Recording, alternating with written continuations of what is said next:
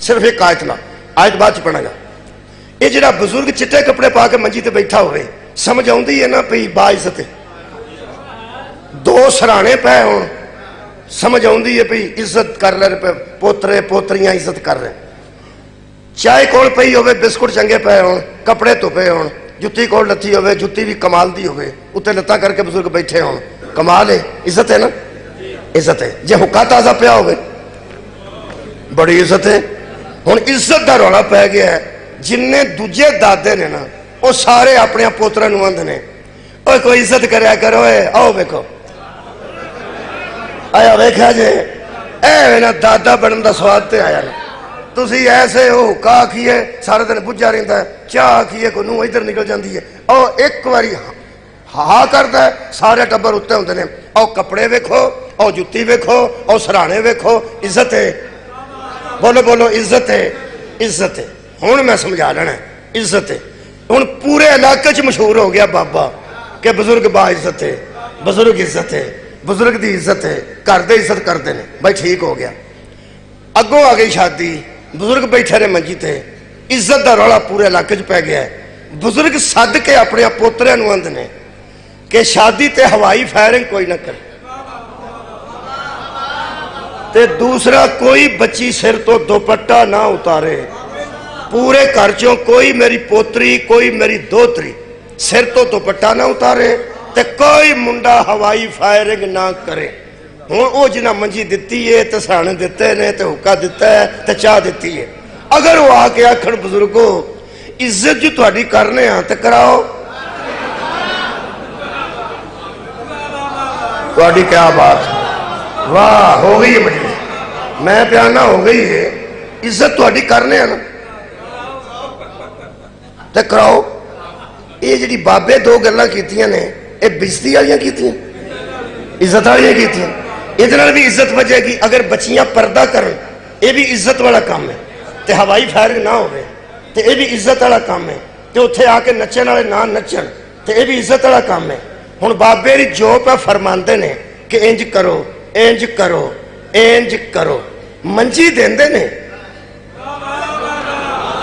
सराहने देंदे, क्या बात है तुहाडे सुनो, सराहने देंदे ने, वो भी ठीक है, चार पाई ठीक है, कपड़े साफ ने, हुक्का पाए है। जिहड़ी गल बाबे दी आंदे ने वो नहीं मनते। ए मेरा खामोश मजमा एक बारी इन्ना बोल के दसे, ईमान नाल दसो, जे बाबे दी नहीं पे मनते तो इज्जत करते ने पे है। जो धुपे कपड़े किथे गए, खत्म। तो मंजी ते हुक्का ते चाह कख भी ना, हर शय फजूल है। असल गल की है, और जो आंदे ने बुजुर्ग मनो, बस इन्नी गल है। ਇਹਦਾ मतलब है कपड़े छपड़े पवाना, मंजी ते बिठाना, सराहने रख सदके जावा, ये सारा तेरा बखाड़ा है। तू पूरी दुनिया नू दिखावा करना चाहना है कि असा बहुत ज्यादा इज्जत कर रहे हैं। बाबा पर्दा कराए तो बिच बच्चियां नहीं कर दिया, बाबा रोके तो मुंडे नहीं मुड़ते, शराब मुंडिया लियांदी है, बच्चियां सिर तो कपड़े लाए ने, इत्थे डांस हो रहा है, मनदा बुजुर्गों की कोई भी नहीं। ਇਹਦਾ मतलब है जो कुछ बाकी कीता ही वो सारा बखाड़ा कीता ही, दिखावा कीता ही। असल गल सी बुजुर्गों की इताअत करते, जो आंदे ने बुजुर्ग मन जाए। एक तेनू दसा, रसूल की इज्जत करनी, आ झंडियां लानियां, कुमकुमे लाने ते नारे मारने, ये सारा बखाड़ा ही। कायनात के सब तो बड़े बुजुर्ग ने आखे मन मन को मौला हो, फहादा अली मौला। जो अली को वली नहीं मानता दिखावा कर रहा।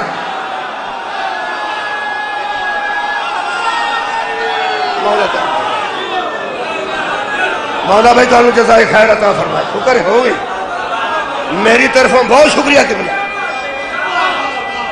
इताअत ही इज्जत है।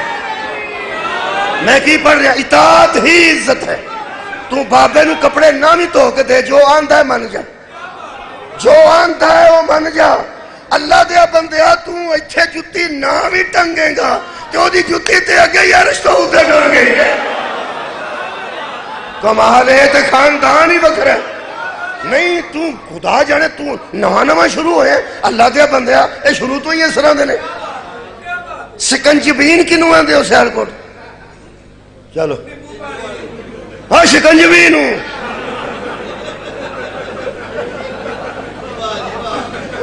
علامہ اقبال ہوں تو خودکشی کر جاندہ جڑا ہن سیالکوٹ دا حال ہو گیا سکنجبین دا اصلی نہ ہے جویں آڑی بوٹی بندے پیندے نے دا اصلی نہ سردائی ہے ہاں بوٹی دا سدھا نہ سردائی ہے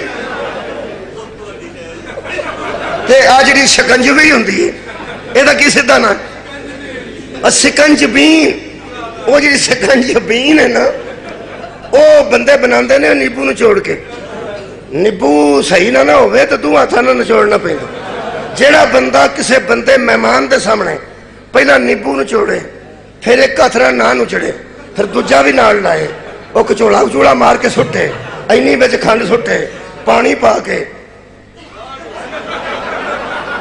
اے مہمان دے سامنے آپ بان ڈونکے بچ پا کے کچوڑا مارے تے آکھے آؤ پیو او اے نہیں آندہ میں اے نہیں پینی وہ آندہ میں نہیں کدی پیتی میں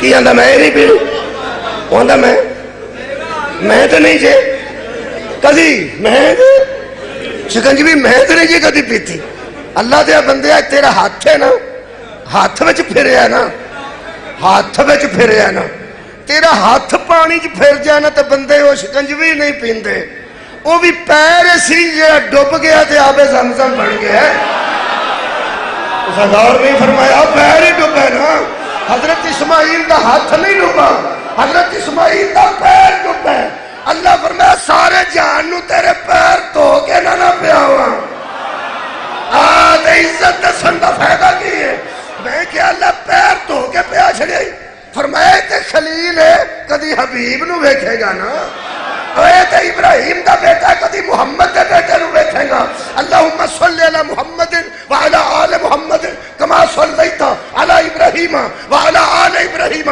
انکا حمید مجید اے خلیل دی آلے ایک بار آ رہی ہے حبیب دی آل علامہ اقبال نے فرماسی غریب و سادہ ہو رنگی ہے داستان حرم نہایت اس کی حسین ابتدا ہے اسماعیل اسماعیل تو تے کم شروع ہے آگے آگے دیکھئے تو انہوں پتہ لگ گیا آگے آگے دیکھئے میں کیا آگے آگے کیے اللہ فرمایا جتھو ابتدا ہوئی ہے او دا پیر پانی چ ڈوبا ہے میں سارے پانی کو آب شفا بنا دیتا ہوں اور جہاں محمد کے بیٹے کا قدم لگا ہم ساری خاک کو آب شفا بنا